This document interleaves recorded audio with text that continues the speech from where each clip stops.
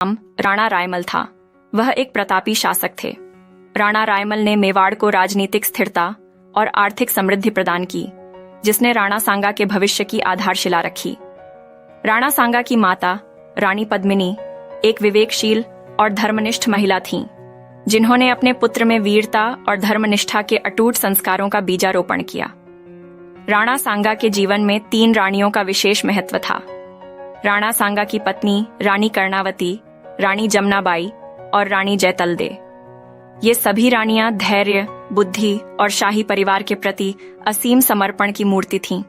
खानवा के युद्ध में राणा सांगा की शहादत के बाद राणा सांगा की पत्नी रानी कर्णावती ने अप्रतिम साहस के साथ मेवाड़ की रक्षा का दायित्व संभाला और राणा सांगा के पुत्र महाराणा उदय सिंह को एक वीर योद्धा के रूप में प्रशिक्षित किया।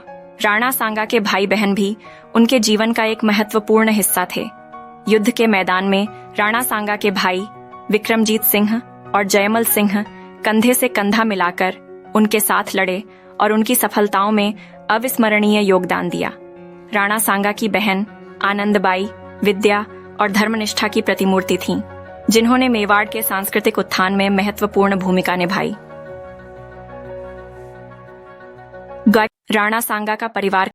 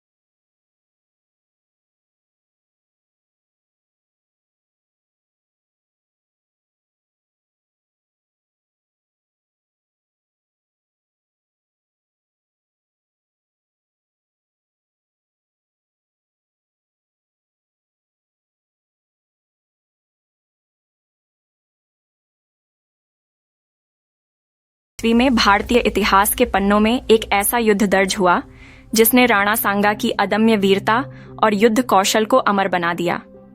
यह था राणा सांगा और इब्राहिम लोदी का युद्ध, खातौली का युद्ध, जिसमें सांगा ने दिल्ली सल्तनत के आखिरी सुल्तान इब्राहिम लोदी को पराजित कर मेवाड़ का गौरव कई गुना बढ़ा दिया। खातौली के युद्ध के बीज कुछ समय पहले ही बोए गए थे। 1516 में इब्राहिम लोदी के भाई इस्लाम खान ने राजद्रोह का झंडा खड़ा कर दिया। इस विद्रोह को कुचलने के बाद इब्राहिम लोदी ने अपनी ताकत का प्रदर्शन करने और अपने विरोधियों को दबाने के इरादे से मेवाड़ पर आक्रमण करने का निश्चय किया। अपने साम्राज्य की विशाल सेना के साथ इब्राहिम लोदी के अहंकार को चकनाचूर करने के लिए राणा सांगा ने एक सूक्ष्म युद्ध रणनीति तैयार की। उन्होंने मेवाड़ के दुर्गम पर्वतीय इलाकों का लाभ उठाते हुए गुरिल्ला युद्ध शैली को अपनाया।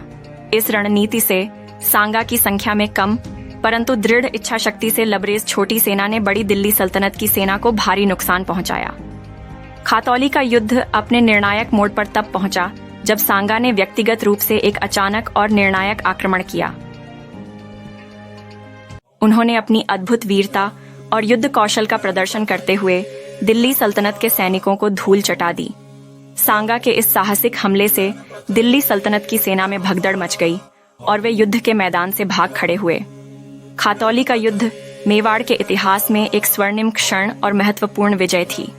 इस युद्ध ने न केवल राणा सांगा की वीरता और युद्ध कौशल को साबित किया, बल्कि दिल्ली सल्तनत की शक्ति को भी कमजोर कर दिया। साथ ही इस विजय ने राजपूत राज्यों को एकजुट होने का अवसर प्रदान किया और मुगलों के बढ़ते प्रभाव को रोकने के लिए एक मजबूत मोर्चा बनाने की दिशा में एक महत्वपूर्ण कदम साबित हुआ।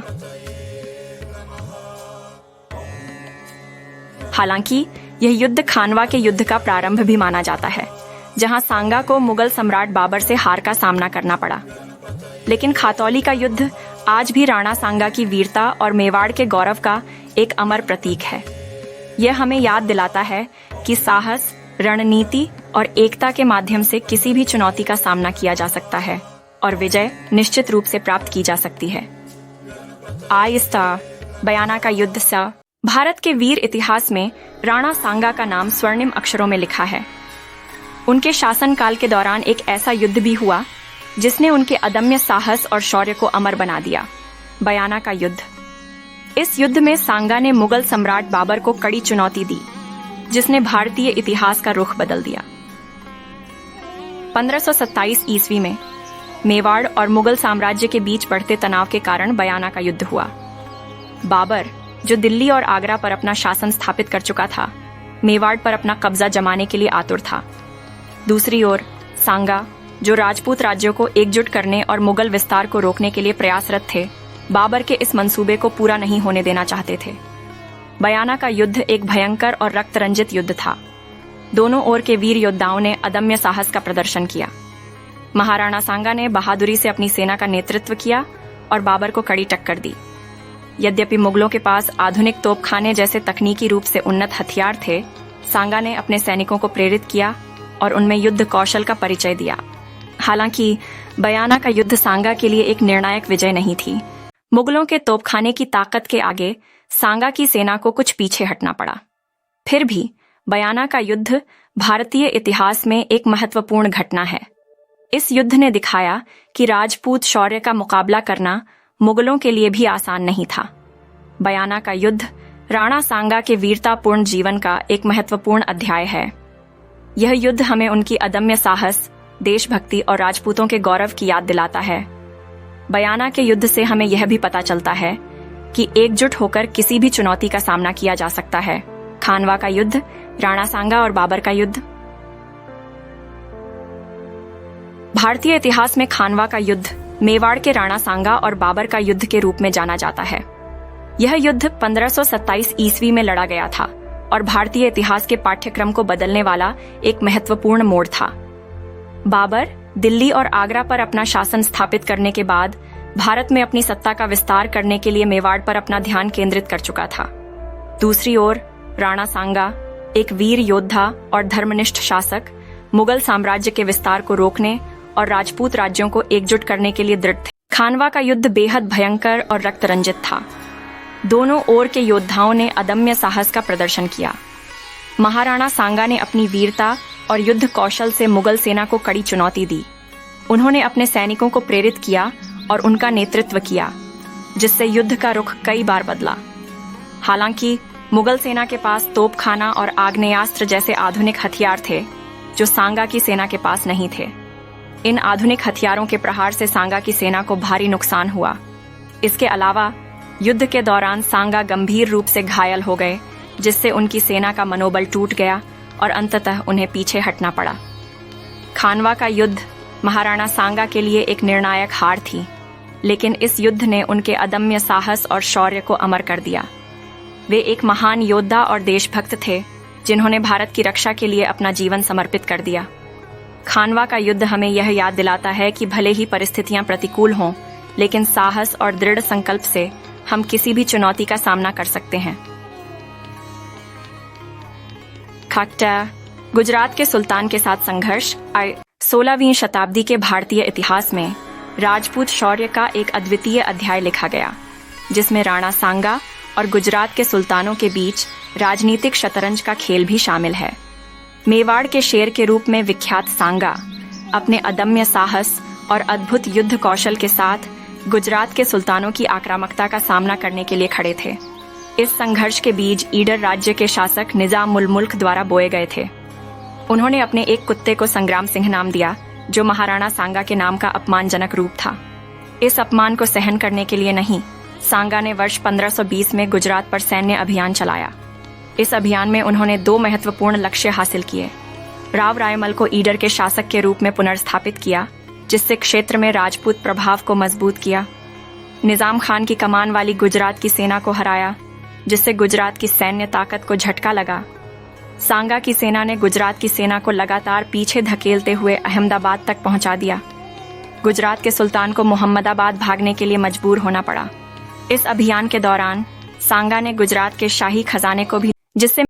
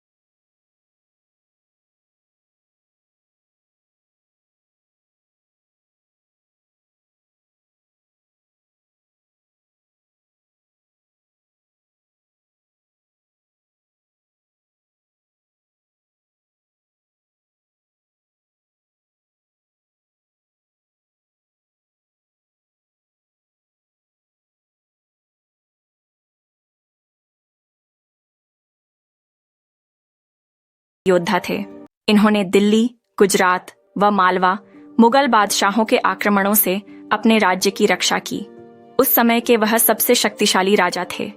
सांगा ने अन्य राजपूत सरदारों के साथ सत्ता का आयोजन किया। राणा सांगा ने मेवाड़ में 1509 से 1528 तक शासन किया, जो आज भारत के राजस्थान प्रदेश में स्थित है। राणा सांगा ने विदेशी आक्रमणकारियों के विरुद्ध सभी राजपूतों को एक किया। राणा सांगा सही मायनों में एक वीर योद्धा व शासक थे, जो अपनी वीरता और उदारता के लिए प्रसिद्ध हुए। राणा रायमल के 4 पुत्रों कुंवर पृथ्वीराज, जगमाल तथा राणा सांगा तथा सेसाम तथा 2 पुत्रियां थीं। एक जीवित पुत्री आनंदीबाई थी। राणा रायमल के जीवन काल में ही मेवाड़ के सिंहासन एवं सत्ता के लिए पुत्रों के बीच आपसी संघर्ष प्रारंभ हो गया। कहा जाता है कि एक बार कुंवर पृथ्वीराज, जयमल और संग्राम सिंह ने अपनी अपनी जन्मपत्री को एक ज्योतिषी को दिखाते हैं। उन्हें देखकर उसने कहा कि गृह तो पृथ्वीराज और जयमल के भी अच्छे हैं, परंतु राजयोग संग्राम सिंह के पक्ष में होने के कारण मेवाड़ का स्वामी वही होगा। ये सुनते ही दोनों भाई संग्राम सिंह पर टूट पड़े। इस लड़ाई में पृथ्वीराज ने संग्राम सिंह हूल मारी, जिससे संग्राम सिंह की एक आंख फूट गई थी। राणा सांगा ने आंख फूटने के बाद भी भाइयों से युद्ध किया था। यहाँ दोनों भाई अपने भाई राणा सांगा को मौत के घाट उतारना चाहते थे। राणा सांगा फाइट ब्रदर्स, इस समय तो सारंगदेव, रायमल के चाचा जी, ने बीच बचाव कर किसी तरह उन्हें शांत किया, किंतु दिनों दिन कुंवारों में विरोध का भाव बढ़ता ही गया। सारंगदेव ने उन्हें समझाया कि ज्योतिष के कथन पर विश्वास कर तुम्हें आपस में संघर्ष नहीं करना चाहिए। इस समय सांगा अपने भाइयों के डर से किसी प्रकार यहाँ से बचकर श्रीनगर, अजमेर के कर्मचंद पंवार के पास अज्ञातवास बिताने चले जाते हैं। राणा सांगा 27 वर्ष की आयु में अपने पिता महाराणा रायमल की मृत्यु के बाद मेवाड़ की राजगद्दी पर बैठे। मेवाड़ की राजगद्दी के लिए राणा सांगा और उनके 2 भाई पृथ्वीराज और जयमल के बीच बहुत लंबा संघर्ष चला, किंतु अंततः राणा सांगा मेवाड़ के महाराणा बनने में सफल रहे। संग्राम सिंह के कुशल शासन के कारण मेवाड़ की समृद्धि अपने उच्चतम स्तर पर पहुंच गई थी। बाबर के आने से पहले राणा सांगा उत्तरी भारत के सबसे अधिक शक्तिशाली शासकों में गिने जाते थे। मुगल साम्राज्य के संस्थापक बाबर ने अपने संस्मरणों में कहा है कि राणा सांगा हिंदुस्तान में सबसे शक्तिशाली शासक थे। जब बाबर ने राणा सांगा पर आक्रमण किया और कहा कि उन्होंने अपनी वीरता और तलवार से अपने वर्तमान उच्च गौरव को प्राप्त किया। 80,000 घोड़े, उच्चतम श्रेणी के 7 राजा, 9 राव और 104 सरदारों व रावल, 500 युद्ध हाथियों के साथ युद्ध लड़े। अपने चरम पर राणा सांगा संघ युद्ध के मैदान में 100,000 राजपूतों का बल जुटा सकते थे।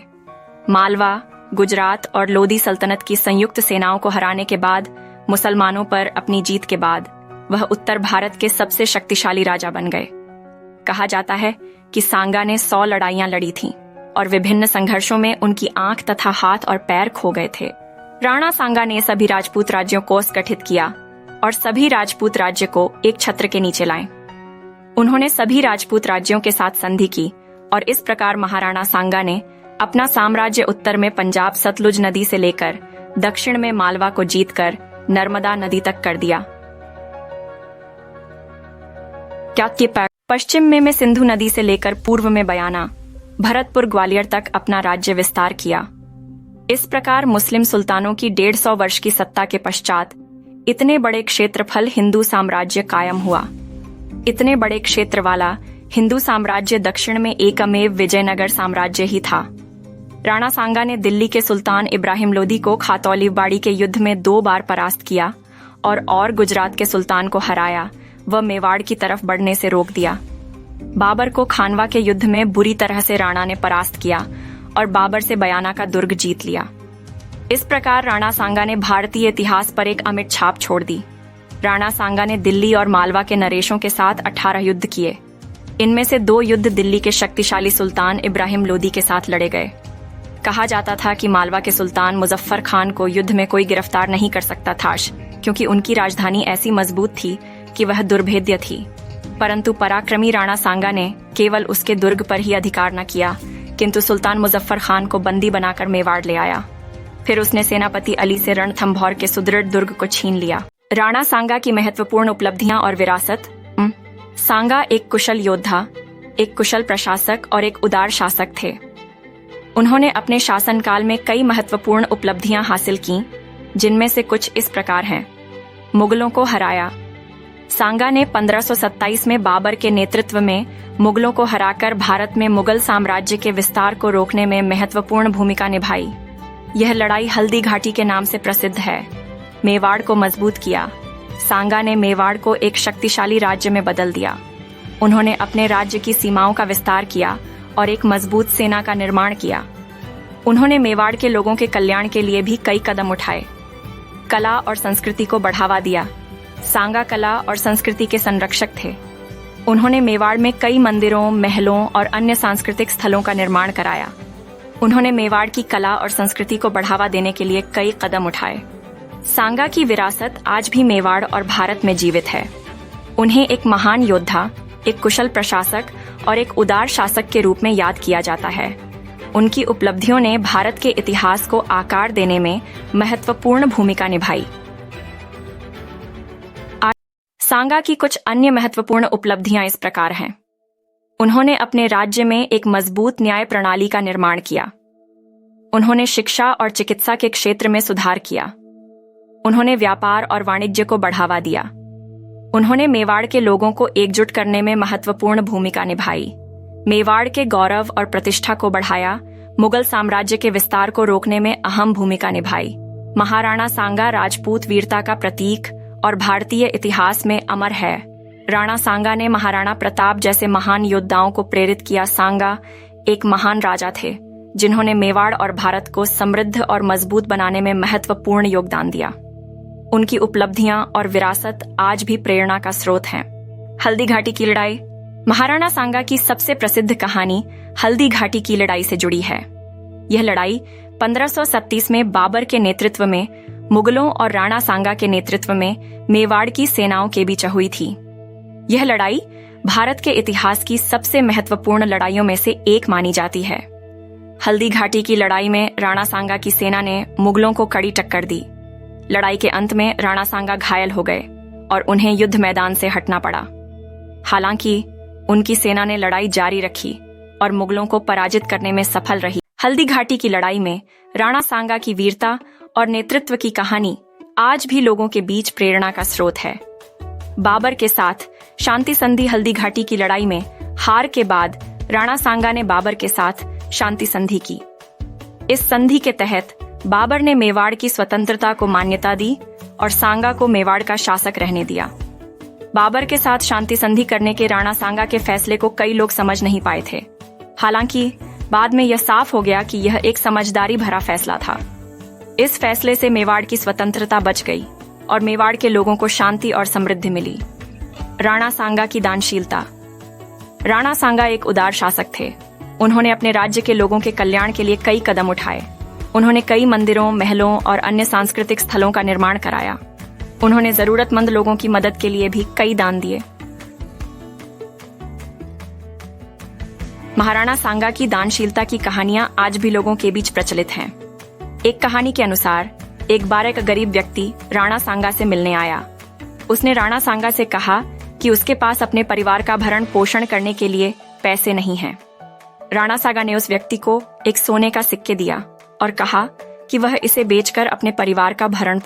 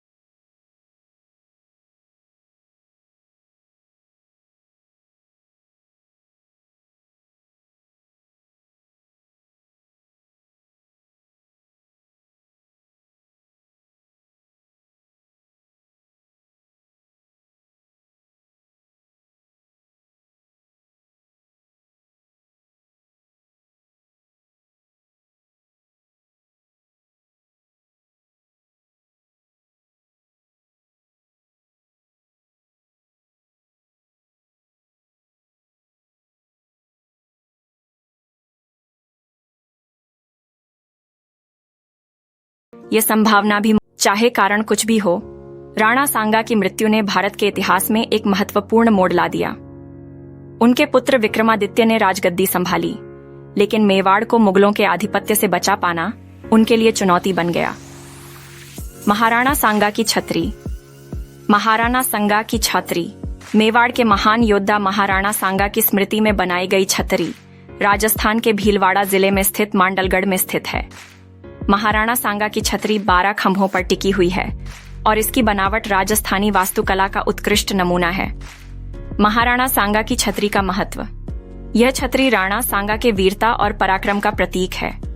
यह मेवाड़ के गौरवशाली इतिहास की याद दिलाता है। ये छतरी कला और वास्तुकला के शौकीनों के लिए आकर्षण का केंद्र है। महाराणा सांगा की छतरी की विशेषताएं। महाराणा सांगा की छतरी के चारों ओर 4 द्वार हैं।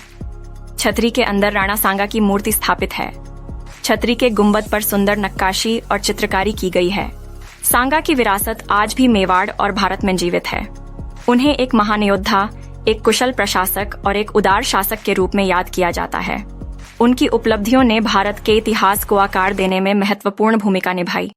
आपको मेरे चैनल वैदिक विजन्स राजपूतों की विरासत पर स्वागत है। यहाँ हम राजपूत समुदाय के विभिन्न पहलुओं और उनकी विरासत के बारे में वीडियो बनाते हैं।